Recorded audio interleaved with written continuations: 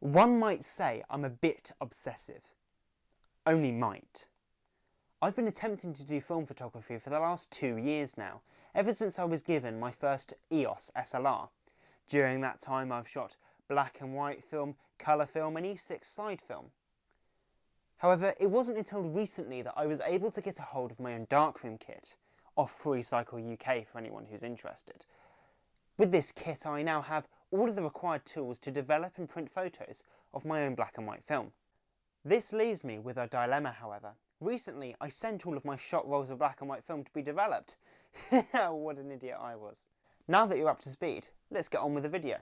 I have never developed film. I've never shot Kodak black and white film, and I've never shot expired film. What could possibly go wrong? After receiving all of my darkroom kit, I went on eBay and purchased this expired roll of Tmax 400. Why, may you ask? Well, because it was cheaper than buying a new roll in the UK. This stuff's expensive. There's a handy label on the back of this roll letting me know that this was purchased on the 8th of December 1989. That means this roll expired in May 1991. I do have to say one thing very quickly. The packaging design on this is amazing. I wish they sold stuff like this today. Although, I might be a bit biased. In today's video, I'm going to be shooting on my Chinon CE5. That's this camera sitting right here. I got this from a charity shop a year or so ago, and I paid about £15 for it, which when I looked on eBay a little while ago was an awful lot less than what they're going for now. When I bought it at the time, they were only online for like £20, so I didn't sell it. Possibly my favourite thing about this camera is the advance and shutter noise. It sounds so much better than my other EOS camera. And not to mention my EOS camera seems to have developed a fault where whenever I get negatives back I get loads and loads of blank frames, so I don't shoot with that anymore, but we'll move past the dark times, shall we? Do you guys like my little push there? It almost seems a shame to open that, really.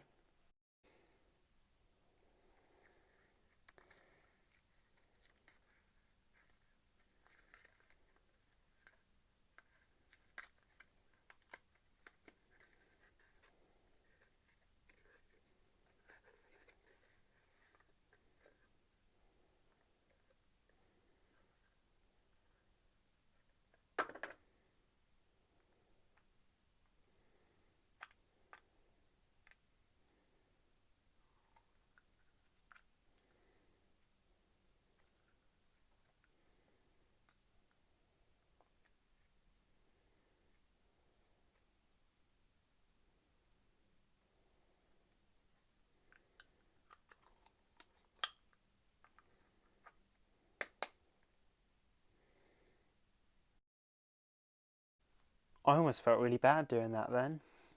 It's a box of history, that was. Oh well. Loading a Chinon C5 is a rather simple affair.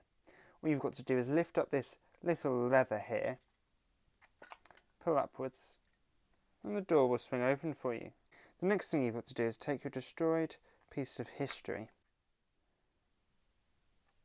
Now, for all of you people out there who've been shooting film an awful lot longer than I have, please just remember that at this minute in time, I'm trying to load this roll of film. Bloody hell, where won't that go in? There we go. Well, I can't exactly see what I'm doing.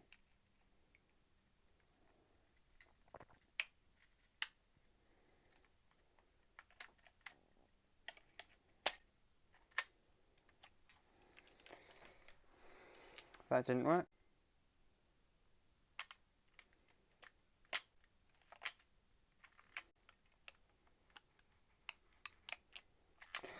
Oh, yes, lads. Bugger, I just forgot. The next thing we've got to do, we've got to set the ISO. The film expired in 1991. As of today's date in February 2019, that is almost 30 years ago. So what does that mean for this camera? Although say for every decade you're meant to halve the ISO, meaning I should be shooting this film at 100 speed. So now that I'm here on location, we're going to go off and take some pretty pictures, I feel. What a lovely day it is out here. God, I hate being in public.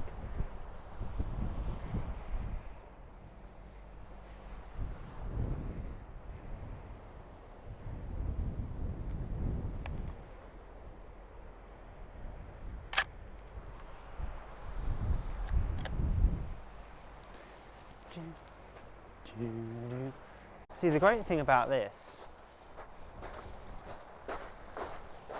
is I have no idea what you guys can see, and I'm really hoping that this microphone will keep recording. So unfortunately, I underestimated the number of people that would be here. I thought as it was a cold day in February there'd be no one around, but look at the Belgians, they're everywhere. Unfortunately, I've got to be a bit careful. I've got a big DSLR. I say okay, it's not even a DSLR. I've got an SLR with me that I'm carrying around. I'm holding a GoPro at waist level. I look a bit creepy. Not to mention, as I'm sure you just saw, I am wearing a massive greatcoat. This looks like this might turn out pretty good. This one's probably going to be overexposed. Now I'm hoping you're starting to see why this is such a nice area. To my left, I've got the sea, and then to the right, I've got the dock. You know, pretty nice. But of course, there's a particular place that if any of you are from around here, you will recognise.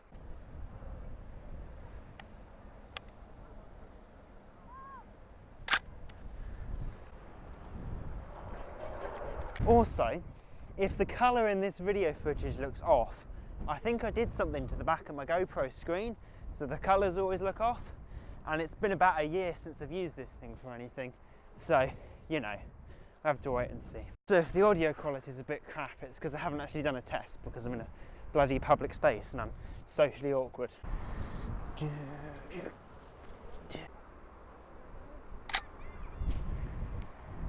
Something tells me we're going to have a lot of overexposure shots. For any of you who couldn't tell from my stellar commentary so far, this is why I didn't pick up on the YouTube gaming Let's Play series. Now, many years ago, somewhere around here there used to be a container, a really old one, and the doors would swing open and close in the wind. That's gone now. It's been a good few years since I was last here, so you know, it's not really surprising it's gone. Do you know what? I reckon I'm going to have to turn this speed down on this film. It keeps telling me I'm overexposing things. I'm going to check my audio is still recording in a sec.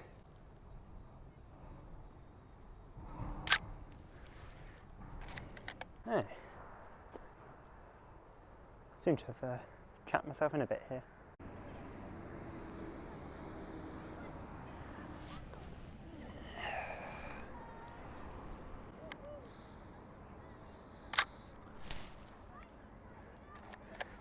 So what I think is the most annoying thing right now is the fact that last year I had a roll of 50 ISO film, the Ilford orange one, and the photos from that came out awful. They were horribly underexposed.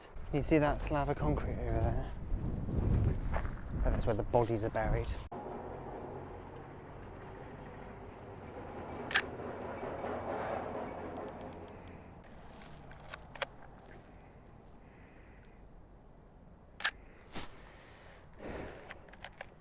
I literally only just remembered that I could change the amount of light that gets in with the lens.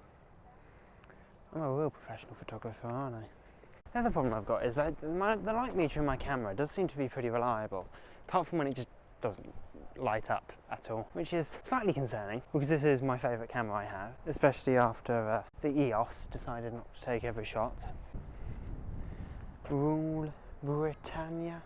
Britannia rules the waves. Britons never shall be slaves. Now I believe we're coming up to gun turrets or gun pivot points. Considering someone who's lived here in this area for almost my entire life, it's odd that I can't remember this area at all.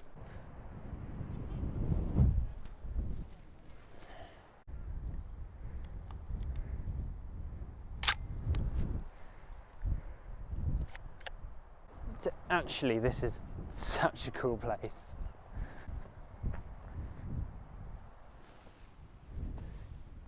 No.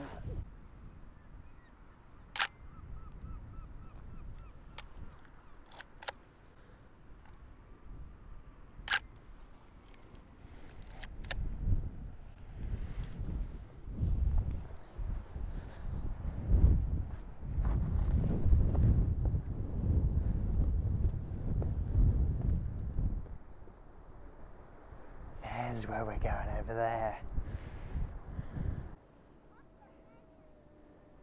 This place is really beautiful. But I don't think it's... the landscape, it's not just the grass. It's all the concrete, blocks everywhere, mixed in with the sand. I like this place. Nice for taking photos, I think. Especially when you've got this level of light, you know, you've got those nice contrasting surfaces. Look at me, ain't I a professional photographer?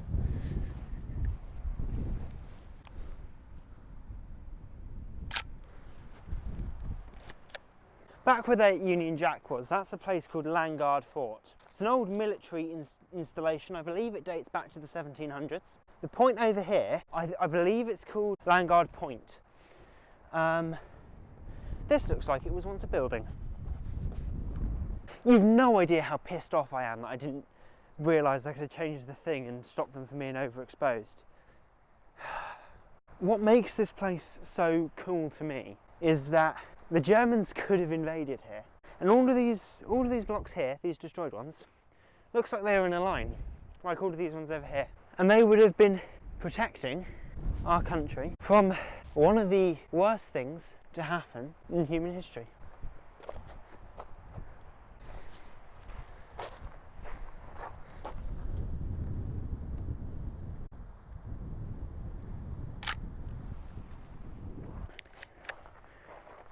There were people stationed at this base for a long time, but they're not there anymore because warfare's not fought in the same way it was anymore. During World War II, as I'm sure many of you know, the whole country mucked in for the war effort. I don't think we'll ever see anything like that again, which is unfortunate. If we were in another war like that, which we won't be, but if we were, the people will not be the same. If you look at some maps of the areas from the 1950s, you can see that this is actually marked on as a proper pier over here. It's not marked on maps as a pier anymore, although I believe it is marked as a disused pier. What's this area here then? So this, boys and girls, is where we reach an unfortunate part of the video. I messed up. When I was given this Tascam audio recorder, I set the settings to the absolute highest, because of course you want the highest audio setting. This in itself isn't a problem. It only becomes a problem when later you don't delete anything off of here, so that when you go to record straight for an hour, you can't record for an hour because it's already half full. That's what's left us in this situation here today. So what does that mean? Well, for the rest of this video, and for the first little bit of the next video, you're going to have to put up with some very windy and hard to hear speech. I have subtitled most of it to make it easier to hear. However, you will notice that after this point, the segments speed up an awful lot, and that is because most of what I said either got drowned out, or I just didn't say anything because I knew the audio wouldn't sound very good. Just gonna give you a quick warning, guys. There is no way I'm taking all of the photos on here. The last roll I loaded into this camera, I got quite a few Model 36. But the whole point of today was for me to take you with me as I went and took some nice photos. And so it was simply because